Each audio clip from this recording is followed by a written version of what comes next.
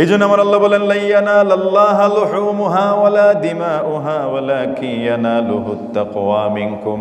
কুরবানির পশুর গোশত, রক্ত আল্লাহর কাছে পৌঁছে না, বরং আল্লাহর কাছে পৌঁছে কেবলমাত্র তোমাদের অন্তরের তাকওয়া। আমরা কুরবানি দেব, নিয়ত শুদ্ধ করতে হবে। হাদিসের মধ্যে এসেছে, আমার রাসূল বলেন, ইন্নাল্লাহা লা ইয়ানজুরু ইলা সুওয়ারিকুম ওয়ালা ইলা আমওয়ালিকুম ওয়ালাকিন ইয়ানজুরু ইলা কুলুবিকুম ওয়া আমালিকুম। যে আল্লাহ তোমাদের সুওয়ারিকুম, তোমাদের আকৃতির দিকে তাকান না, তোমরা কোন আকৃতির মানুষ এই দিকে আল্লাহ তাকান না, কোন রঙের মানুষ এই দিকে আল্লাহ তাকান না।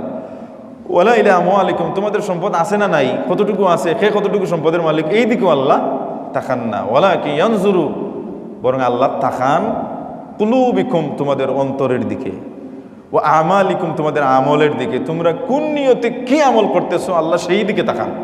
তোমাদের নিয়ত ঠিক আছে কিনা, আমলটা আল্লাহর জন্য করতেছে কিনা, আল্লাহ সেই দিকে তাকান।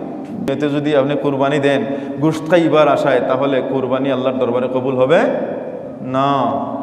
এই গোশত কি আল্লাহর দরবারে যায়? রক্ত কি আল্লাহর দরবারে যায়? নিয়তটাকে আল্লাহর ওয়াস্তে করলে কিন্তু কুরবানি কবুল হইতেছে, গোশতও আমি খাইতেছি, ঠিক কিনা? এই জন্য আমার আল্লাহ বলেন, লা ইয়ানালাল্লাহা লুহুমুহা ওয়ালা দিমাউহা ওয়ালাকিন ইয়ানালুহুত তাকওয়া মিনকুম। কুরবানির পশুর গোশত, রক্ত আল্লাহর কাছে পৌঁছে না, বরং আল্লাহর কাছে পৌঁছে কেবলমাত্র তোমাদের অন্তরের তাকওয়া।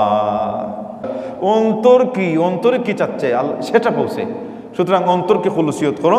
আল্লাহ রসুল হযরত ফাতেমা রাদিয়াল্লাহু তাআলা আনহাকে বলেন, ফাতেমা, যখন কুরবানির জন্তু জবাই করা হবে তখন কুরবানির জন্তুর পাশে তুমি থাকবে, কারণ কুরবানির জন্তুর প্রথম রক্তের ফোঁটা মাটিতে পড়ার আগে আগে কুরবানি দাতার জীবনের সমস্ত গুনাহ খাতা আল্লাহ মাফ করে দেন। বলুন না সুবহানাল্লাহ। এবং ফাতেমা রাদিয়াল্লাহু তাআলা আনহাকে আল্লাহ রসুল বলেন, তুমি কুরবানির জন্তুর পাশে যখন জবাই করা হবে তুমি দাঁড়াবে, দাঁড়িয়ে বলবে, ইন্না সলাতি ও নুসুকি ও মাহইয়ায়া ওয়া মামাতি লিল্লাহি রাব্বিল আলামিন।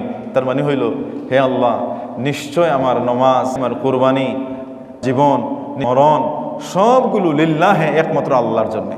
তাহলে কুরবানিটা হইতে হবে কার জন্যে?